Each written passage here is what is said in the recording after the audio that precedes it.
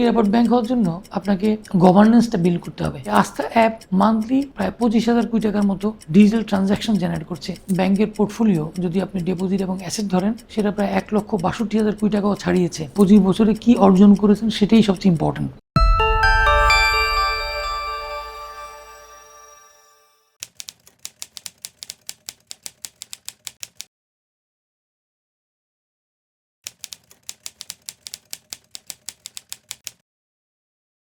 এই 25 বছর সময়টা আমি মনে করি 25 বছরটা না, আসলে এই 25 বছরে কি অর্জন করেছেন সেটাই সবচেয়ে ইম্পর্টেন্ট, তাই না?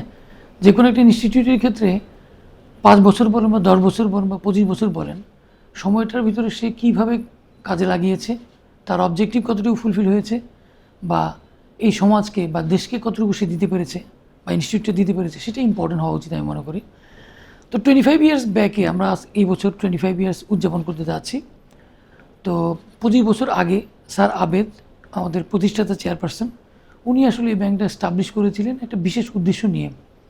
যদিও একটা স্কেজুল ব্যাংক, আমরা private commercial bank, schedule bank, কিন্তু উদ্দেশ্যটা ছিল এরকম যে ওনারা যখন ব্র্যাক আমাদের যে প্যারেন্ট অর্গানাইজেশন, সেটা one of the largest non government organisation in the world. At the same time ওনারা কিন্তু লার্জেস্ট মাইক্রো ফাইন্যান্স ইনস্টিটিউটও অলসো। তো এই মাইক্রো ফাইন্যান্স ইনস্টিটিউটে ওনারা দেখেছিলেন যে ওনাদের মাইক্রো ক্রেডিট অন্টারপ্রেনাররা যারা গ্র্যাজুয়েটেড হয়ে যাচ্ছিল মাইক্রো ক্রেডিট থেকে এসএমইতে, কিন্তু সেই সময়টা এই এসএমইদেরকে সাপোর্ট করার জন্য কোনো স্পেশালাইজড বা কোনো ধরনের কোনো ব্যাংক এই সাপোর্টটা করতেন না। তো উনি ভাবলেন যে একটা ব্যাংক দেওয়া উচিত, যে ব্যাংকটা আসলে ফোকাস এসএমইতেই থাকা উচিত, যাতে এই এসএমইদেরকে সাপোর্ট করতে পারবে। তো এই 25 বছরে ওনার উদ্দেশ্য পার্শিয়ালি হলেও আমরা সফল করতে পেরেছি এইভাবে যে 25 বছরে আমরা 2 মিলিয়ন বা 20 লক্ষর মতো এসএমই স্মল উদ্যোক্তাদের তৈরি করতে পেরেছি বা তাদের সাথে থাকতে পেরেছি ক্লোজলি। এবং এই অন্টারপ্রেনাররা যেটা কন্ট্রিবিউট করেছেন সেটা হচ্ছে প্রায় 1 কোটির উপরে কিন্তু এমপ্লয়মেন্ট জেনারেশন করেছেন, যেটা আমাদের দেশের ইকোনমির জন্য অত্যন্ত ইম্পর্ট্যান্ট। আর আপনি জানেন যে যে কোনো দেশের ইকোনমিতেই অ্যাবাউট 40% কিন্তু এসএমইরা কন্ট্রিবিউট করে। তো সেই এসএমইকে পেট্রোনাইজ করার জন্য যেই ওয়েতে আমরা এসএমইতে ঢুকেছি, পার্টিকুলারলি স্মল অন্টারপ্রেনারদের জন্য, যারা মোস্টলি ডিপেন্ডেন্ট ছিল আনকনভেনশনাল ফাইন্যান্সিংয়ের উপরে, লোন শার্কদের উপরে, যেখানে হাই রেটে তাদেরকে লোন নিতে হতো, সেই জায়গাটাতে আমরা এই 2 মিলিয়ন কাস্টমার তৈরি করাটা কিন্তু একটা বড় অর্জন আমি মনে করি দেশের আর্থসামাজিক প্রেক্ষাপটে। আর এটা তো গেল এসএমইর পার্ট। আর এই 25 বছর আমরা কীভাবে আস্তে আস্তে এসএমই থেকে রিটেল কেন্দ্রিক হওয়া, রিটেল থেকে কীভাবে হোলসেল কেন্দ্রিক হওয়া, অর্থাৎ অ্যাজ এ স্কেজুল ব্যাংক সব ধরনের ফ্যাসিলিটি চালু করা, এটা একটা জার্নি ছিল আমাদের। এদের ভিতরে অনেকেই কিন্তু গ্র্যাজুয়েট, যেমনি তারা মাইক্রো ফাইন্যান্স থেকে গ্র্যাজুয়েট হয়ে এসএমইতে গিয়েছিল, এদের মধ্যে অনেকেই আবার গ্র্যাজুয়েট হয়ে কমার্শিয়াল সেগমেন্টেও গিয়েছে। সেটাই আমাদের সবচেয়ে বড় অর্জন।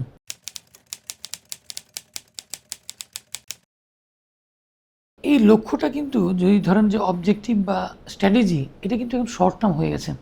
আপনি কিন্তু একদম আনলিমিটেড পিরিয়ডের জন্য অবজেক্টিভ এবং স্ট্র্যাটেজি সেট করতে পারেন না।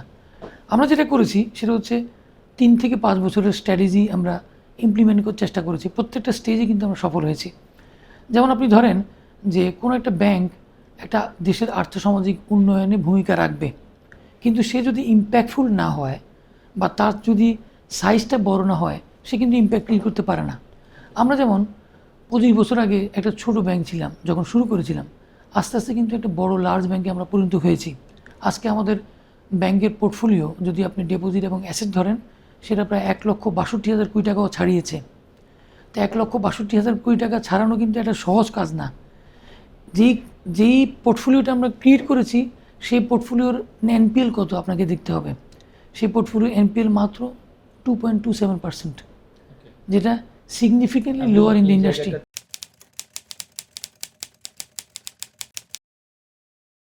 আমি বলবো যে আমি যেটা বলছিলাম আপনাকে, যে graduating from micro finance to SME bank, SME থেকে কীভাবে আমরা রিটেলে আসলাম। যেমন রিটেল হচ্ছে এমন একটা সেগমেন্ট, যে সেগমেন্টটা আসলে মেইন চ্যানেল করে আপনাকে ডিপোজিটের ক্ষেত্রে, অর্থাৎ এই রিটেল ডিপোজিটটা নিয়ে কিন্তু বাংলাদেশের মেজরিটি কমার্শিয়াল ব্যাংক এই চ্যানেল করে হোলসেল ব্যাংকিং অথবা কর্পোরেট কমার্শিয়াল ব্যাংকিং। বাংলাদেশের আমরা যদি প্রেক্ষাপট দেখি এখানে, মোস্ট অফ দি ব্যাঙ্কই কনসেন্ট্রেটেড ইন লার্জ কর্পোরেট অথবা কমার্শিয়াল সেগমেন্টে।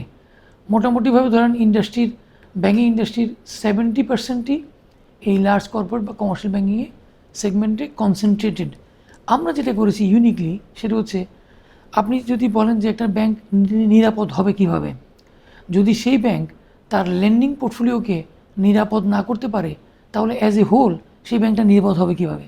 তো ল্যান্ডিং পোর্টফোলিওকে নিরাপদ করতে হলে আপনার ল্যান্ডিংয়ের ডাইভার্সিফিকেশন করতে হবে, অর্থাৎ পোর্টফোলিও ডাইভার্সিফিকেশন করতে হবে। এই পোর্টফোলিও ডাইভার্সিফিকেশন কিন্তু আমরাই মার্কেটের সেরা। আমাদের উদ্দেশ্যই ছিল যে এই লেন্ডিং পোর্টফোলিওটাকে মোর ডাইভার্সিফাই করা, কারণ আমরা সৃষ্টি হয়েছে কিন্তু আমাদের এসএমইকে কেটা করার জন্য। কিন্তু যখন এসএমই আমরা করছিলাম তখন দেখলাম যে শুধুমাত্র এসএমই ব্যাঙ্কিং করে সাস্টেইন করা খুব মুশকিল, কারণ এসএমই পোর্টফোলিও বিল্ড করতে হলে আপনাকে দেশের প্রত্যন্ত অঞ্চলে আপনার উপস্থিতি থাকতে হবে। অর্থাৎ আপনি শুধু ঢাকা বা চিটাগং বা মেজর সিটি কেন্দ্রিক হলে আপনি এসএমই বিজনেস আপনি করতে পারবেন না। তো এসএমই বিজনেস করার জন্য আমাদেরকে কিন্তু দেশের সারা দেশব্যাপী নেটওয়ার্ক ছড়িয়ে দিতে হয়েছে। আমরা কিন্তু আজকে 3000-এর বেশি জায়গায় আমাদের উপস্থিতি আছে। আমি এটা করেছিলাম কিন্তু আমরা মেইনলি এসএমইকে ফোকাস করে। যখন এসএমইটা বড় হলো তখন দেখলাম যে এসএমইকে কেটার করার জন্য আমাদের একটা স্ট্রং রিটেল ব্যাঙ্কিং দরকার। তখন আমরা রিটেলে ফোকাস করেছিলাম। রিটেলে কিন্তু এখন আমরা বাংলাদেশের লার্জেস্ট রিটেল ব্যাংক। আমাদের পোর্টফোলিও প্রায় অ্যারাউন্ড 52,500 কোটি টাকার কাছাকাছি। এটা শুধুমাত্র রিটেলের কথাই আমি বলছি। রিটেলের আমি অ্যাসেট এবং ডিপোজিট সহ বলছি, দুটো মিলিয়ে। বাট আপনি যখন পোর্টফোলিও বলবেন তখন এটার ফার্মটা আপনাকে ব্যাপকতা আপনাকে বোঝাতে হবে। আর অ্যাসেট যদি বলেন, অ্যাসেটও কিন্তু আমরা বাংলাদেশের largest retail banking portfolio maintain করছি। তো এটা করতে পেরেছি এইভাবে যে আমরা চেষ্টা করেছিলাম দেশের মানুষের চাহিদা বোঝার জন্য। একজন ইন্ডিভিজুয়াল, আপনি ধরেন একজন রিটেল কাস্টমার, তা আপনার চাহিদাটা কী, সেই চাহিদা বুঝতে গিয়ে আমরা দেখলাম যে এখানে একটা রোবাস্ট অ্যাপ লাগবে, যে অ্যাপটা দিয়ে উনি ঘরে বসেই রিটেলের দৈনন্দিন, একজন ইন্ডিভিজুয়ালের দৈনন্দিন যে কাজগুলো আছে বা মাসিক যে কাজগুলো, যে ফিনান্সিয়াল রিকোয়ারমেন্টগুলো দরকার হয় সেগুলো যেন অ্যাপ দিয়ে উনি করতে পারেন। সেই প্রেক্ষিতে আমরা একটা রোবাস্ট রিটেল ব্যাঙ্কিং মডেল তৈরি করেছি, যেখানে ডিজিটাল ইনিশিয়েটিভ একটা বড় ভূমিকা পালন করছে। এখানে এখন আমাদের রিটেল ব্যাঙ্কিংয়ের অ্যাপ, যেটাকে আমরা আস্থা বলছি, সেই আস্থা অ্যাপ কারেন্টলি মান্থলি প্রায় 25,000 কোটি টাকার মতো ডিজিটাল ট্রানজ্যাকশন জেনারেট করছে। এটা কীভাবে এসছে? এটা আসছে এভাবে যে আমরা এই রিটেল সেগমেন্টের রিয়েল রিকোয়ারমেন্টটা বুঝতে পেরেছি এবং রিকোয়ারমেন্ট বুঝতে পেরে তাকে সেই পরিমাণ কনভিনিয়েন্স দিয়েছি। সেই কারণে অটোমেটিকলি লোকজন আমাদের কাছে, একে তো আসছে আমরা একটা নিরাপদ ব্যাংক, আমরা মোস্ট ট্রাস্টেড ব্যাংক, সেই কারণে অটোমেটিকলি আমাদের কাছে লোকজন বা রিটেল সেগমেন্ট থেকে অটোমেটিকলি অনবোর্ডের হচ্ছে। বাট অনবোর্ডের হলে তাদেরকে যে কেটার করতে হবে সেই কেটারিংয়ে আমরা কিন্তু কনভিনিয়েন্স দেওয়ার চেষ্টা করেছি। সেই কারণে স্টিকিনেস বেড়েছে, ক্লায়েন্টের পোর্টফোলিও বেড়েছে, ক্লায়েন্টের চাহিদা বেড়েছে, ক্লায়েন্টের চাহিদা আমরা মিট করেছি। সেইভাবে আমরা রিটেলে সবচেয়ে বড় ব্যাংক হিসেবে আত্মপ্রকাশ করেছি। এখন প্রশ্ন হচ্ছে যে এই রিটেল ব্যাঙ্কিংয়ে ডিজিটাল স্পেসে যে কনভিনিয়েন্সটা আমরা দিচ্ছি, সেই কনভিনিয়েন্সটা কিন্তু মোরালেস আমরা কিন্তু ব্যাঙ্কিং পপুলেশনকে আওতায় এনেছি। আনব্যাঙ্ক পপুলেশন কিন্তু আমরা এখনও যেতে পারিনি এই জায়গাতে। তো সেই জায়গায় আমাদের এখন অনেক বড় কাজ আছে। এই কাজটা হচ্ছে, যেমন বাংলাদেশের একটা বৃহত্তর জনগোষ্ঠী আনব্যাঙ্ক অথবা আন্ডারসার্ভড, সেই আনব্যাঙ্ক এবং আন্ডারসার্ভড পপুলেশনকেও কেটার করার কথা মাথায় রেখে আমাদের ডিজিটাল ইনিশিয়েটিভকে সেভাবে আমরা সাজাচ্ছি, যাতে ভবিষ্যতে এক সময় আমাদের স্ট্র্যাটেজি যেটা আছে, এটা আমি বলছি না, বাট স্ট্র্যাটেজি অনুযায়ী আমরা আগাচ্ছি। সেই স্ট্র্যাটেজি অনুযায়ী আমরা এই বৃহত্তর জনগোষ্ঠীকেও আমরা কেটার করার জন্য যাচ্ছি, যেটা আমার অবজেক্টিভের একটা পার্ট। আমরা যখন সৃষ্টি হয়েছিলাম তখন আমাদের অবজেক্টিভ ছিল মিসিং মিডলকে কেটার করার জন্য, কিন্তু গ্র্যাজুয়ালি আমরা যে জায়গায় এসেছি এখন, সেই জায়গায় আমাদের অবজেক্টিভ হচ্ছে এখন বৃহত্তর জনগোষ্ঠী, যে জনগোষ্ঠী বিট রিটেল, বিট এসএমই বা বিট কর্পোরেট, প্রত্যেকটা ক্লায়েন্টকে right kind of convenience provide করাটা আমাদের অবজেক্টিভের একটা part.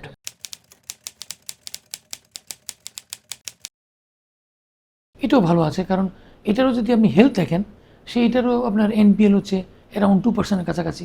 Is a very difficult job কিন্তু আপনার, কারণ আপনি যদি অন্য ব্যাংকের পোর্টফোলিও বা ইন্ডাস্ট্রির পোর্টফোলিও দেখেন, এসএমই সেগমেন্টই সবচেয়ে হাই এনপিএল কিন্তু আমাদের দেশে, বা কর্পোরেটও আছে ডেফিনেটলি, কর্পোরেটের এনপিএল এসএমই পোর্টফোলিও অনেকটা কাছাকাছি। বাট আমাদের সমমানের ব্যাংকগুলো যারা সেন্ট্রালাইজ ব্যাংকিং করে তাদের এনপিএল কিন্তু আমাদের চেয়ে অনেক অনেক বেশি। রিটেলের কথা আমি বলবো না, বাট এসএমই এবং হোলসেলে বেশি।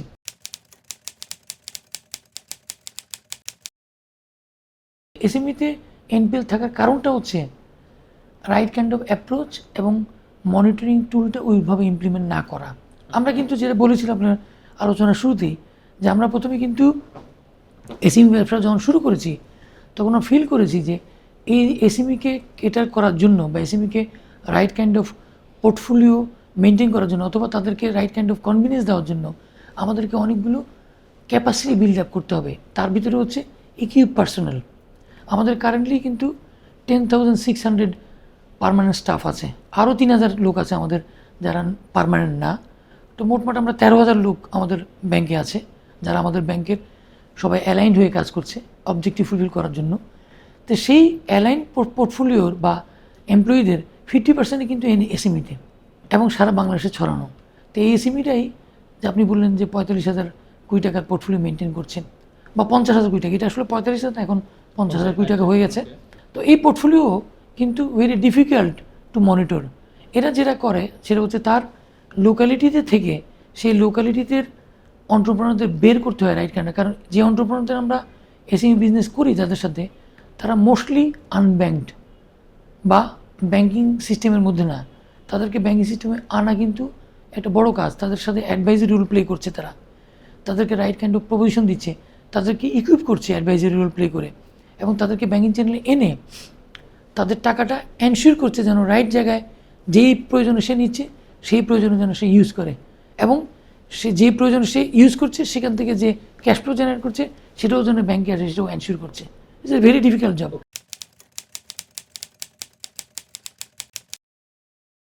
এটা আমি অন্যভাবে বলবো যে মডেল বা ইনফ্রাস্ট্রাকচার ক্রিয়েট করতে হবে, এবং ইনফ্রাস্ট্রাকচার ক্রিয়েট করা কিন্তু এত সহজ কাজ না। কারণ ইনফ্রাস্ট্রাকচার ক্রিয়েট করতে আপনাকে অনেক ইনভেস্টমেন্ট করতে হবে। তা আমরা এই 25 ইয়ার্সে আমরা রাইট কাইন্ড অফ ইনভেস্টমেন্ট করেছি আমাদের ক্যাপিটাল বা প্রফিট থেকে। সেই কারণে আমরা কিন্তু আজকে এই স্কেল অর্জন করতে পেরেছি।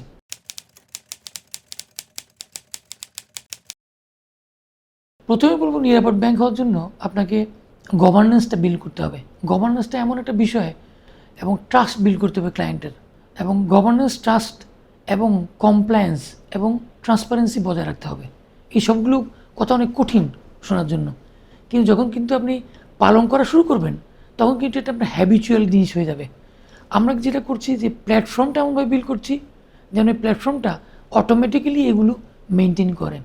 আপনি দেখবেন যে আমাদের ব্যাংক কিন্তু দুটো ইন্টারন্যাশনাল রেটিং এজেন্সি দিয়ে আমরা কিন্তু রেট করি, এবং প্রতি বছর রেটিং আমরা কমপ্লাই করে যাচ্ছি। এই রেটিং মুডিজ একটা, আর একটা হচ্ছে S&P, দ্বিতীয় হচ্ছে এই পৃথিবীর সেরা।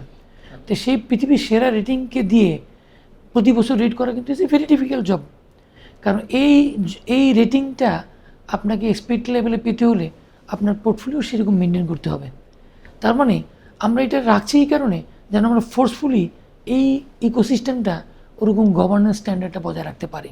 এটা একটা বহিঃপ্রকাশ অফ আপনার যে কমপ্লায়েন্স আছে এই ব্যাংকে, সেটার বহিঃপ্রকাশ হচ্ছে আপনি সবচেয়ে ইন্টারন্যাশনাল রেটেড রেটিং এজেন্সিকে দিয়ে আপনি রেট করেছেন। যদি আপনার ভিতরে কোনো দুর্বলতা থাকতো সেগুলি অটোমেটিক্যালি এখানে বেরিয়ে আসতো। যেটা বুঝতে পেরেছেন। আর গভর্নেন্স স্ট্রাকচারে আমরা ইনবিল্ট আমাদের একটা গভর্নেন্স আমরা স্ট্রাকচার তৈরি করতে পেরেছি, যেটা ব্র্যাক থেকে এসছে। আপনি দেখবেন যে ব্র্যাকের অর্গানাইজেশনগুলো, ব্র্যাকের ইকোসিস্টেমে প্রায় 35টার উপরে কোম্পানি বা ইনস্টিটিউট আছে, প্রত্যেকটাই কিন্তু গুড গভর্নড, এবং সেটা কিন্তু এমবেডেড ফ্রম ব্র্যাকের অর্গানাইজেশন থেকেই অটোমেটিক্যালি চলে আসে। সেটা আমরা ইনহেরেন্টলি আমরা ব্র্যাকের অর্গানাইজেশন হিসেবে সেটা আমাদের প্র্যাকটিসের মধ্যে আমরা নিয়ে এসেছি, এবং সেটা আমরা স্ট্রিক্টলি মেনটেন করার চেষ্টা করি।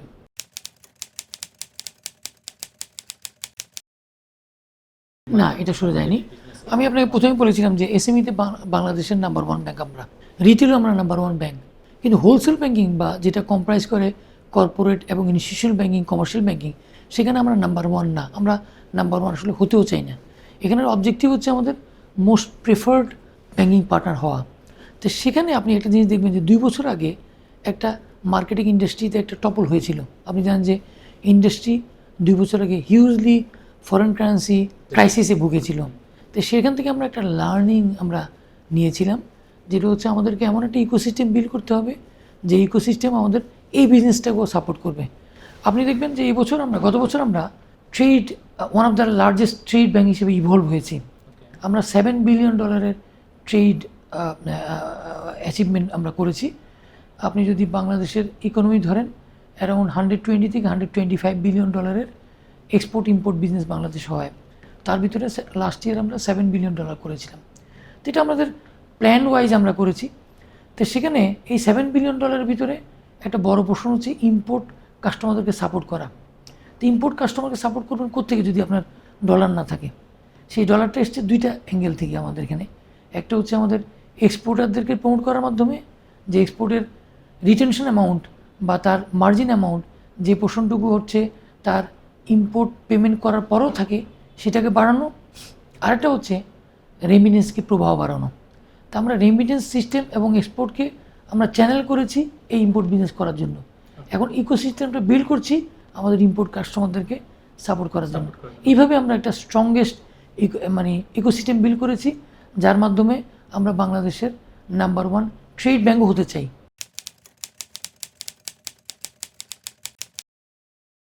আগামী দিনের পরিকল্পনা অনুযায়ী আমরা আসলে বাংলাদেশের মোস্ট ইম্প্যাক্টফুল ব্যাঙ্ক হতে চাই। এই ইম্প্যাক্ট আপনি নাম্বারেও কনভার্ট করতে পারেন এবং আপনি সোশ্যাল ইম্প্যাক্টেও কনভার্ট করতে পারেন। তার মানে আমরা শুধুমাত্র প্রফিট জেনারেট করছি না, আমরা প্রফিটের সাথে সাথে গুড ROA, ROE এবং ক্যাপিটাল এডিকুয়েসি রেশিও, তারপরে সলভেন্সি রেশিও, তারপরে এগুলি সবগুলো আমরা পারফর্ম করছিলাম। আমাদের ইম্প্যাক্টফুল ব্যাঙ্ক কেন হতে চাই? কারণ আপনারা দেখবেন যে আমরা ব্র্যাকের অর্গানাইজেশন, যে ব্র্যাক আমাদের ব্যাংকের 46% ওন করে। সেই ওনারশিপের কমেনসুরেট যে প্রফিট আমরা জেনারেট করি, সেই প্রফিটটা আমরা ব্র্যাককে দিই। ব্র্যাক কিন্তু সেই প্রফিটটা নিয়ে আবার তাদের ডেভেলপমেন্ট অ্যাক্টিভিটিসে নিয়োগ করে। অর্থাৎ তাদের ডেভেলপমেন্ট অ্যাক্টিভিটিসগুলো কী? এডুকেশনে তারা কাজ করে, বাংলাদেশের মানুষের হেলথ নিয়ে তারা কাজ করে, বাংলাদেশের মানুষের কমিউনিটি ডেভেলপমেন্ট নিয়ে তারা কাজ করে। অর্থাৎ আমাদের যে ডিভিডেন্ড আমরা দিচ্ছি, এবছরে 110 কোটি টাকা আমরা ডিভিডেন্ড দিচ্ছি, সেই ডিভিডেন্ডটা রেসিপ্রোকেটলি আবার বাংলাদেশের মানুষের জন্য কাজ করছে। অল্টারনেটিভলি আপনারা বলতে পারেন, as a commercial bank we have been working for the people of Bangladesh, for the country of Bangladesh. তো সেই যে কাজ করছি তার সাথে সাথে আমরা আবার CSR অ্যাক্টিভিটিসও কিন্তু আমরা খুব প্রমিনেন্ট ইন বাংলাদেশ। আমাদের যে CSR অ্যাক্টিভিটিগুলো আছে সেগুলো খুব স্ট্রাকচারেডলি আমরা বাংলাদেশ ব্যাংকের প্রেসক্রিপশন অনুযায়ী বা তাদের কমপ্লায়েন্স অনুযায়ী কয়টা সেক্টরে আমরা কাজ করি। যেমন এডুকেশন আমরা কাজ করি, হেলথে আমরা কাজ করি, এনভায়রনমেন্ট নিয়ে আমরা কাজ করি, আমরা প্ল্যানেট নিয়ে কাজ করছি। প্রত্যেকটা জায়গাতে প্রমিনেন্টলি আমরা প্রায় গত বছর 1,77,000 লোককে লাইফকে পজিটিভলি ইম্প্যাক্ট করতে পেরেছিলাম। এই জায়গাটা আমরা কাজ আরও ব্যাপক আকারে করতে চাই এবং সবাইকে নিয়ে আমরা আসলে ইম্প্যাক্টফুল ব্যাংক হতে চাই।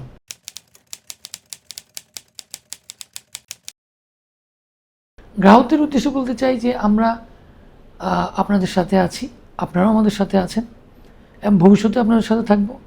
আমরা আশা করি ভবিষ্যতে আমাদের ক্লায়েন্টরা আমাদের পাশে থাকবেন।